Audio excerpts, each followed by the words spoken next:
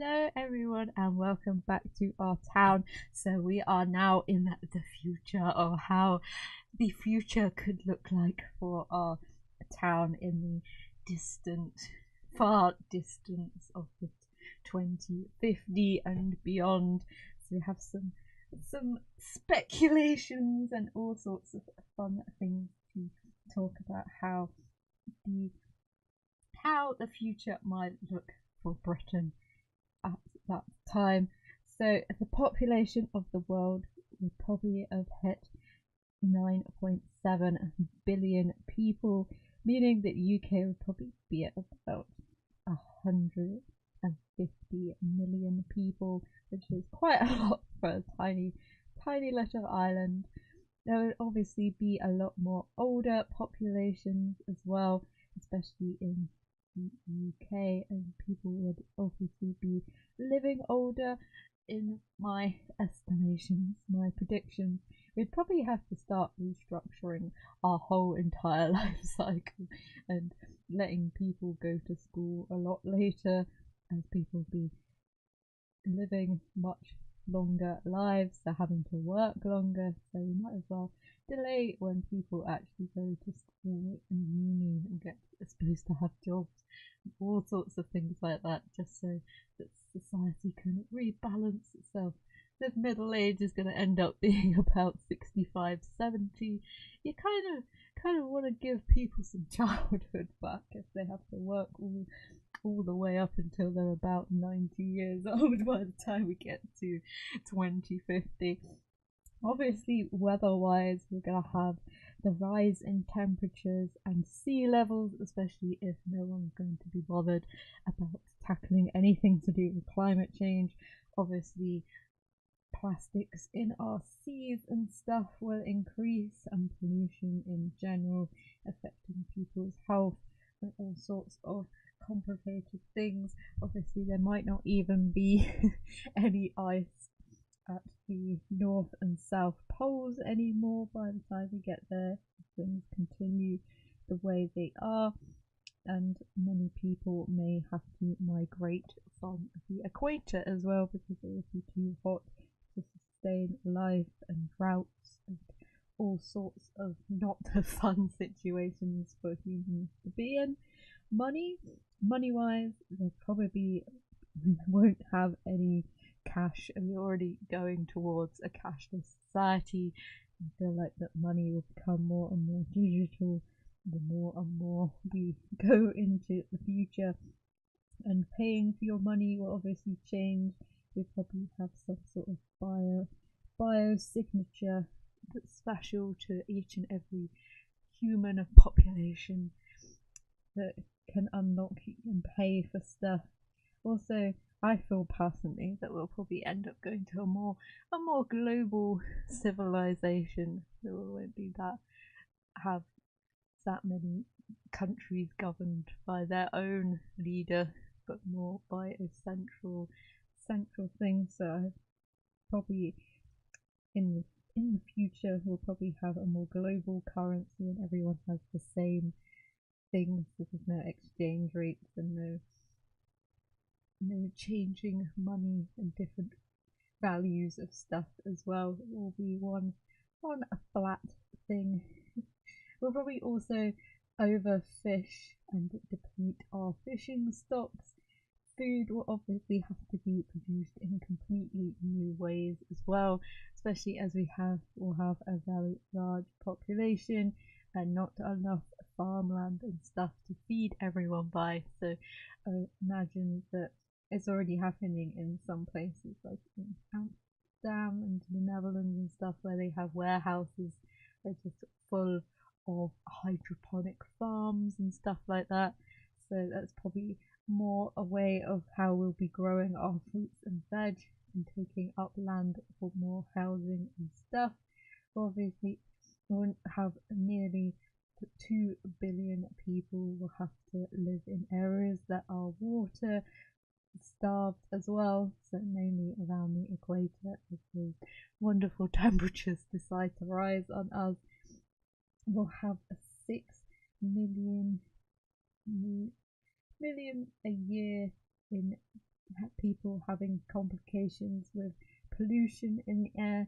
As obviously we could try and tackle this in the not so distant future by making more green energy solutions and different things like having hydroelectric cars and stuff like that, where the only pollutant is water that comes out, and will obviously help our water shortages as well. There was a good article the other day that they produced in Britain about how we're going to run out of water, and all the comments on this article were like, we live by the sea, you can change salt water into fresh water, which is probably how most people will be getting their water from. And that's obviously full of wonderful plastic as well, so we can have lovely sea plastic water to drink. There will obviously be advancements in neurotechnology as well, making it possible to have a VR in front of our faces all the time by having brain implants or wearing smart glasses or stuff like that. We also probably have quantum computers for everyone, so everything will be super fast and super more reliant as well. Obviously, I've already touched on it, but we probably wouldn't have any petrol cars at all, especially in the future, and we'll probably see people making 3D printed cars as well. That would be super cheap and affordable for people. Obviously, bring down prices and make stuff more affordable for everyone. There'll be more driverless transport as well, as imagine, especially for trains and more public forms of transport. I'm not too sure about actual cars, not at the moment anyway, because it's too dangerous and people are too crap at driving to have like driverless cars. You'd either have to have them all be driverless or not at all at the moment. We'd also have more robots and AIs in the workplaces as well, so we'll probably get rid of quite a lot of the jobs, especially in the services like shop jobs and hotel jobs, and people who do like construction in the factories and stuff, because they already starting to replace people in car factories with robots that can do the stuff a lot more efficiently. And obviously caring for the increasing elderly population as well, we need robots to help the elderly around the house, especially like cooking and moving up and down stairs and just doing general tasks, which will obviously put less strain on services and healthcare and all sorts of stuff like that. Obviously this would bring more high unemployment levels, as people who aren't good enough or didn't train into a new area obviously wouldn't have any skills that are relevant anymore, so we have to completely rework how we think of the education system and plan for future jobs and all sorts of things like that. And obviously along with our technology there will be biohacking and hacking in general. Imagine there'll be probably a couple of blackouts, probably the internet will go down in a couple of years time and be brought back and all sorts of fun like that. But probably biohacking with our bodies as well, as starts with people scanning into their workplace by having microchips in their fingers and stuff like that. So it's already happening, it's just gonna be the norm by the time we get to the future. Probably mobile phone numbers won't exist and will probably just be replaced by you being able to video message people constantly whenever you want to. Hopefully they'll get around to doing holograms and all sorts of fun stuff like that you see in the films and stuff, and there'll probably be a global mobile service as well, so that it wouldn't matter where you were in the world, everyone would have the same or similar network. Obviously that probably wouldn't happen, we'd probably still have a class system of you having who's got the best system or iPhone or whatever, but one can hope it's a bit more equal in the future. Tobacco use would be non-existent, and we could use, well, not non-existent. There's obviously be a few people still clinging on to smoking a cigarette and some cigars and stuff like that, but most of it would probably be erased and turned into farmland. Obviously, disabilities like blindness and deafness will probably be cured eventually with advancements in technology, allowing people to see using like noises in their surrounding area, and obviously giving them new ways of listening and converting the sound waves into actual things that are audible for them. We'll probably have implants for memory, intelligence, and all sorts of genetically modifying your children to make them look good and don't have any diseases, and they've got to be clever, and all sorts of weird stuff will happen. And we'll probably have a decrease in all our metal reserves, so we'll probably end up depleting most of it and having to go further afield for all that sorts of things. We'll hopefully be able to charge all our devices and connect over Wi-Fi, so we don't have to plug stuff in. I don't think we'll have plugs in the future. Everything will just be able to work, basically. Obviously, we'll have drones. Drones will be everywhere. Police drones, fire drones, delivery drones. Instead of a delivery bike person, be a drone. Which would probably be sad. Another job to be lost by the robots. We'll obviously have a huge, probably more dividing the class into the wealth of people. So obviously, there's always bound to have some people going to have more stuff than other people, live in the fancier tower block than someone else, and have more stuff, especially all the new technologies and innovations, and how much money people could make off of all those stuff would probably be a little bit insane. But we can always hope for a more inclusive, equal society somewhere when people start not being so greedy with each other. And we'll probably get our first colonies to Mars as well. I imagine that's going to happen quite soon. Obviously, we've got loads of rovers and stuff up there testing the stuff, but I imagine the Earth's going to get populated pretty quickly. So we're going to have to look for different living arrangements, especially if we destroy the Earth with all the wonderful polluting and rising temperatures. The Earth might become unfeasible to live in. And if we're looking onto the very distant future, the Earth will get swallowed by the sun, so we're going to have to leave at some point if humanity lasts that long. I think also the moon will turn into some sort of port where you can stop off between going from Earth to Mars, pick up supplies, refuel and stuff like that, so there might be a few people on the moon. Politics wise, I think there will be a more global council where different nations come together to discuss big issues and all sorts of stuff like that, but on a much larger scale, and then it filters down slowly to the more local areas, but everything will be done on an international level rather than having wildly different policies from country to country.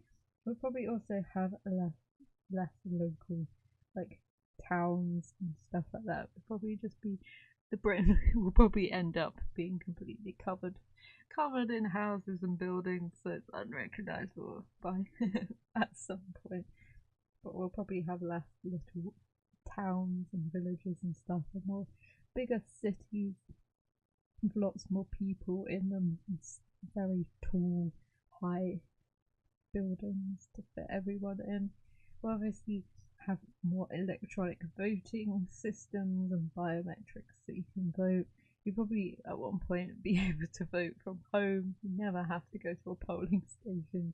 Just be able to bring up your vote on your touch screen thing and pick who you want, scan your biometric system, and then you're done. Which would be a lot simpler, and probably a lot more people would vote because you don't have to go outside. And property, there's probably going to be another world war as well, but more a technological war rather than an actual physical war. Imagine that there's going to be some sort of severe hacking or system shutdown of the world at some point in the future, and after that we'll probably have to rebuild the internet to make sure that it's a lot safer than it actually is at the current state, with people being able to spy on you via your internet, which is always fun. Housing wise, there are probably going to be more skyscrapers, but also a lot smaller living spaces as well. So a bit like some of the Asian cities where people live in like boxes, where they've just literally got a bed. That's about it. It's probably how we're gonna go. Obviously, the lucky few that can actually live in the countryside, or probably be living in eco homes where they're like underground, or using the ground to insulate and stuff, and being into renewable energies, kind of taking a step back from technology, obviously having a few bits and pieces here and there so that it can actually function in society, but obviously using as much energy, less non-energy rich stuff as possible. We'll obviously all have smart homes, so we'll be able to walk in the room and the lights will come on and all sorts of stuff like that, and we'll have our own little house talking to us, and we'll be able to play songs, whatever we want to watch, obviously for a cost. The better smart home you have, the more money you have paying for your smart home. Obviously we might be able to have 3D printed homes as well. I know that I've seen some people doing this in Africa already to make more affordable homes, but 3D printing homes would be a great solution to making quite nice places to live on a reasonable amount of money. Obviously driving prices down as well, which is what everyone really needs at the moment.